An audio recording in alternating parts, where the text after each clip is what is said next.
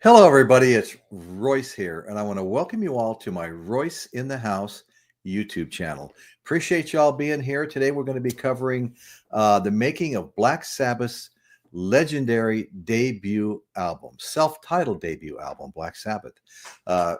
Cool story. This is a short video, short pre-recorded video. Please do me a favor, hit that thumbs up or like button. What that does is it gets the show spread to a wider audience, and just helps the show grow. You get more, more views, more subscribers, more interest in the show when it gets spread out. What the algorithm does is take it and present it to people that are searching for content to watch. So it's really important we get those thumbs up. And listen, if you're not already a subscriber, we got a whole bunch of great classic rock stories. I mean, hundreds of them on our channel, Royce in the House, our YouTube channel. Go to the channel, check out the playlist. You're going to enjoy it.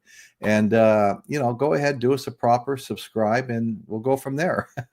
Okay. So Tony Iommi recalls the making of Black Sabbath's legendary debut.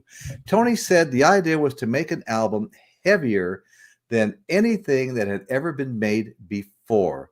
Tony and Bill Ward, after their previous band Mythology disbanded, formed a heavy metal blues rock band initially named Polka Tulk Blues Band. That's a mouthful. Enlisting Geezer Butler and Ozzy Osbourne, who had previously played together in a band called their band Rare Breed. Okay, so here's a more detailed account of how this all came about. Okay, following the breakup of Mythology, Iommi and Ward sought to form a heavy blues rock band in Ashton, Birmingham. Okay, Butler and Osbourne at the same time, Geezer Butler had formed the band, and Osbourne had formed the band Rare Breed. Geezer and Ozzy Osbourne joining as lead vocalist.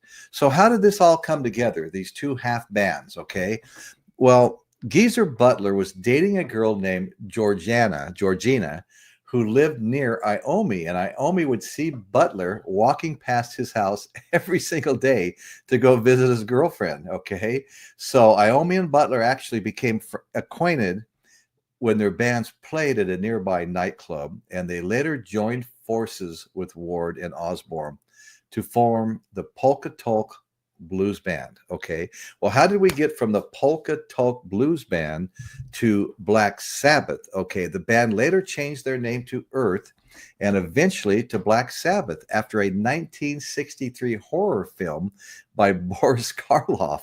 Black Sabbath refers to a meeting of those who practice witchcraft or other occult or superstitious rites. Pretty heavy stuff, if you ask me. Okay, so Black Sabbath recorded their self-titled debut album in a single 12-hour session. This was done in a 12-hour session, November 1969, playing their live set in a small studio with minimal overdubs, relying on their raw, riff-driven sound. The band approached recording their debut album with a live in the studio philosophy, aiming to capture their raw energy in a short amount of time. Okay, because it was important. They only had a short amount of time. They were in a real time crunch. Aside from a few sound effects like the tolling bell, the thunderstorm at the beginning of the title track, and the double-tracked guitar solos, the album features very, very few overdubs. Okay, the band's sound characterized by Iommi's distinctive heavy riffs and the band's blues-based hard rock style came through loud and clear on tracks like The Wizard, NIB, Warning, and of course, Black Sabbath. Okay, the producer for the album was Roger Bain, who was also making his debut in that role as a producer. The album was released in the UK and the US in 1970. Okay, Black Sabbath, with the release of their first album, are widely credited with inventing heavy metal. And I love this band. I saw them in concert 71, Las Vegas Convention Center, back there where I grew up. And I tell you what, when they talk about their distinctive riffs, their dark themes, and their heavy sound, oh my God, I felt like I was walking through water. The sound was so heavy. It was so cool, but so crushing. I'd never heard anything comparable to it. Okay. So, all right. So, with their distinctive riffs, dark themes, and heavy sound that helped define the genre in the early 70s, and as guitarist Tony Iommi recalled, it was an album made under intense pressure due to time constraints. Iommi's seismic riffs became a blueprint for a generation of hard rock guitarists that followed. And boy, did it ever, in a big, big, big, big way. Okay, in 2013, Iommi told Classic Rock how Sabbath recorded the album with an incredibly tight deadline and with a vision to revolutionize rock music. Okay, so this didn't happen by accident, folks. Guitarist Iommi and his bandmates, bassist Geezer Butler, drummer Bill Ward, vocalist Ozzy Osbourne, wanted to make an album heavier than anything that had ever been heard, he said. We wanted to make something different. And as you probably all know, in July, Black Sabbath will be performing their final concert with Ozzy Osbourne, who's had to cancel shows the previous 2 years because of all his health issues. So we're all really looking forward to that. It's going to be a monster of a show with so many heavy metal bands, heavy metal guitarists, all joining in to play Black. After Ozzy does what's supposed to be a solo set, Ozzy Osbourne's solo work, then he's supposed to play with Black Sabbath. And that's supposed to, he's downgrading expectations for everybody because of, he just announced a couple of weeks ago that he could no longer even walk. That's how bad the Parkinson's has gotten, and, you know, all the damage that was done to his neck and back from his ATV accident and the fall he took and all this stuff. So anyway, so he's going to come out there and do the most he can. I read an article from Zakk Wylde, his Ozzy Osbourne solo guitarist. Is Zach's great. You know, I think he went all the way back to No More Tears, and I love that album. But I think Zach's indicating we might be all surprised at how much Ozzy does, and he's hoping Ozzy continues. So it's anybody's guess at this point, you know. So okay, so they wanted to make something different. We only had bass, drums, guitar, and vocals, says Iommi. We didn't have keyboards. We didn't have a rhythm guitarist. It was just the four of us. The idea was to make the sound as big as we could for what we had, the four of us. We were relying on our producer, Roger Bain, because we'd never done a record before. It was very different for us to get into a studio with the producer. I can only imagine.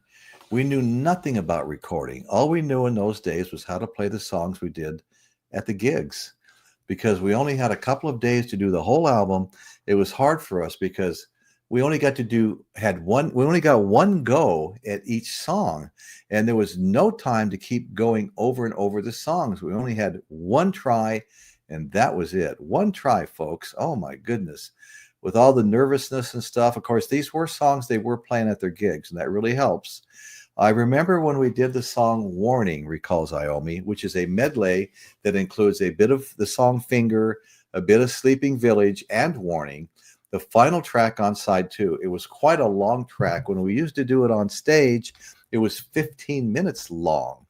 But when we recorded it, we weren't happy with it, I said. And can we do it again? Iommi asked Roger, the producer. Well, says Roger, okay, you can have one more go at it, and that was it. We were like, oh man, it was a bit nerve-wracking in the end. Roger edited it down a bit in the end. So anyway, so the album's title, simply Black Sabbath, was released on the 13th of February, 1970, and peaked at number 8 on the UK charts. As Iommi remembered, we loved the idea of having an album out, but we never knew for 1 minute what was going to happen with it. Of course, we were just excited to get an album out there. We were coming back from a European tour when we heard that Sabbath was in the top 10. Bloody hell! We were in shock, stated Iommi. And that's my story for today, folks, on the making of Black Sabbath's legendary debut album. I've got a whole bunch of Black Sabbath stories on my YouTube channel. Please go check it out. If you're not already a subscriber, please subscribe to the channel. please hit the thumbs up button, get the shows distributed out to a wider audience. So anyway, thank you all so much. And that's what's happening in Royce's world today. I really appreciate all of you joining me. And don't forget to come to our every Sunday live podcast, 6:30 Pacific Daylight Time. We do a live podcast, usually runs at least an hour. Sometimes it goes over a bit. And we're always covering, classic rock topics. So please join us. Once again, thank you very much, guys.